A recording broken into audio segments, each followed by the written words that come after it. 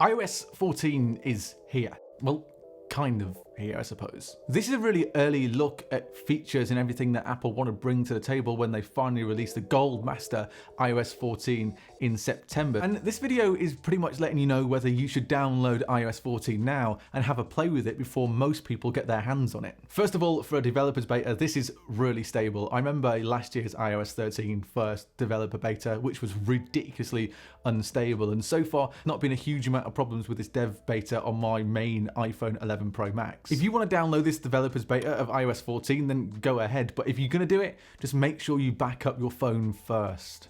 So the main obvious change in this new iOS is the home screen and everything you can do on that home screen. And it's still obviously Apple and it still looks very much Apple, but there's small changes, and these small changes are the things that we've been asking for years. I'm sure you've seen what you can do with the home screen by now with placing all of those widgets on it, but this is a really nice refresh for Apple and it doesn't feel dramatically different, which is a good thing. It's also really easy to get used to this home screen, this new one, and it's really easy also to place the widgets down on it. All you need to do is long press anywhere on the home screen like you wanted to go and delete an app, and then there is a little plus icon in the top left corner, and then you just click on the widgets, and then it's very simple from there. You can scroll through all the widgets that Apple offer, you drag them onto your home screen, and then that is it. You can't place anything anywhere, obviously. Apple don't want you to do that. Apple are a big fan of rows, but you can put quite a few widgets on top of each other, or you can put quite a few widgets on one page. And after having years of no customization on that home screen, just being able to place anything new on it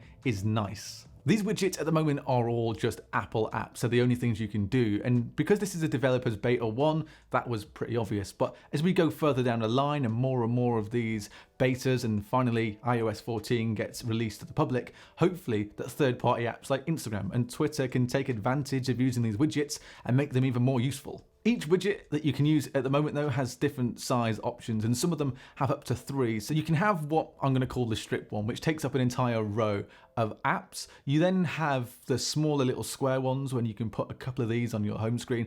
Then you have that big square as well, which takes up about 3/4 of the page.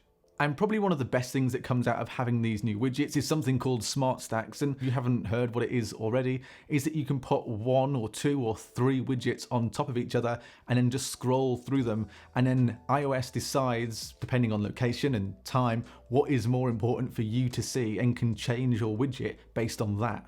And some of these widgets don't work at the moment, and that's to be expected, but most of them work really well. Activity is the one that doesn't really work for me, and screen time, but the rest of them, they work perfectly. Another good thing is that you can now hide your app pages, so you don't have to have 10 different pages of all these random apps that you've collected over the years. You can get rid of them, and that is easy as well. When you go into jiggle mode, is what Apple calls it now, you hit the dots at the bottom of the screen, and it shows you all of the pages that you have apps on. Then just uncheck the ones you don't want to see on your homepage. Then it sends them all to this new place called App Library. An App Library is another new thing in iOS 14, but this is where all of the apps that you don't see now on your home screen live. So if you swipe left after your last page of apps, it gives you all these almost like smart folders, but they're not great. I actually think this looks really ugly at the moment. It doesn't look great.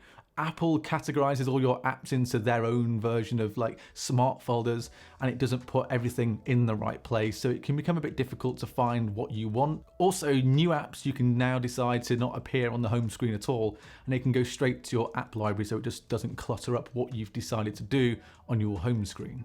There is a part of App Library that I really like though, and that's the new list view. So when you're in the App Library, if you go to search at the top of the page, it then gives you all of your apps in alphabetical order, and you can find them really easily. And this is something really similar to what Android have had for quite a while, but with its own Apple-ness about it. And I think that this is a lot better than having those smart folders in the App Library that Apple offers you by default. Some other really cool things that iOS 14 has brought is those smaller, more compact UI designs for the phone and for Siri. The core UI is something that's been so frustrating for ages, and there was a really cool jailbreak called Core Bar XS which got rid of that and made what the new Core Bar UI is on the iPhone.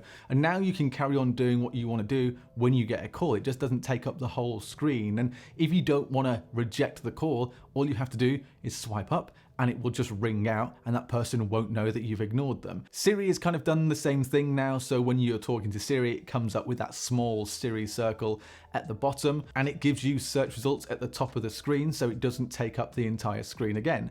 But this Siri one isn't great yet, because when you're talking to Siri, even though it takes up just a small part of the screen, you can't do anything else. So if you're asking Siri a question and scrolling through an article, you can't scroll through that article anymore because Siri kind of takes over the screen even though it's at the bottom. So hopefully that changes when iOS 14, more developer betas and things come out, and hopefully by September they've changed that so you can still use the phone while using Siri. Picture in picture is something that's also really nice as well. That works really well with things like Apple TV. So all you have to do if you're watching something and then you decide you need to make a tweet about it or you need to send an email, just swipe up while you're in full screen and you can move that picture around the home screen. And if it becomes a little bit inconvenient, swipe it to one of the sides and the audio will still play, but the video will have disappeared, and when you bring it back, it just carries on. And one thing you can't use this with yet though is YouTube. There's no YouTube support for this, and I don't know if that will ever come, but a quick workaround for this is if you go onto Safari and view YouTube that way, it still works. There are a few things that were shown at WWDC which you can't do just yet. So setting your default browser and email client, you can't do that yet. You also can't use app clips yet either, but that will just become available as more and more of these iOS 14 versions get released. But there are a few things that you can do which Apple didn't show at WWDC. If you go into the accessibility settings and find touch, you can then choose to have on or off double tap and triple tap. This is kind of useful for everyday use, so I have my double tap set up as a screenshot because the iPhone 11 Pro Max is too big, and then I've got triple tap set up as to go back to the home screen. So there are loads of things in iOS 14 which I just haven't had the chance to use yet, but it's not massively different. There's a few tweaks here and there which refreshes what iOS is like, but it is still essentially iOS. If you're wanting to install iOS 14 now, remember it is a developer beta and there's a few things that you should probably look out for. So I've had a few problems with the Bluetooth. So if I'm using my AirPods and I'm listening to music or a podcast, it will just continuously disconnect.